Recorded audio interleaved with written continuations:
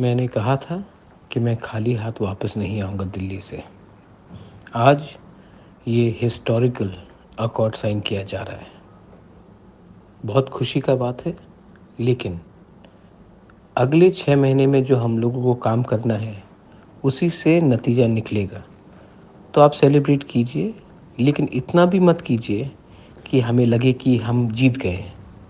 जीत तभी होगा जब आस्ते-आस्ते अगले थोड़े दिन में एक करके हम लोग अपने प्रोग्राम्स को, अपने ज़मीन का अधिकार को, अपना पॉलिटिकल राइट्स को, अपना कॉन्स्टिट्यूशनल राइट्स को, अपना लैंग्वेज को, अपना कल्चर को, अपना हिस्टोरिकल राइट्स को, अपना इकोनॉमिक राइट्स को हम लोग पूरा कर सकें। आज ये एग्रीमेंट हो रहा है, इसमें आपका प्यार और आपका आशीर्वाद से ही मैं सक्सेसफुल हुआ हूँ। मैंने आपको प्रॉमिस किया था कि ये एक ग्रेट डे होगा तिप्रासा के लिए, लेकिन हमें सेलिब्रेट करना है, लेकिन काम नहीं छोड़ना है।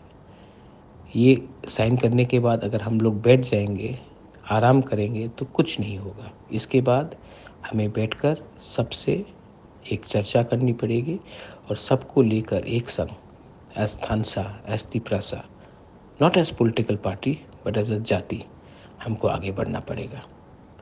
ये बुबागरा का मैसेज है। बेलाई नोहम भाई।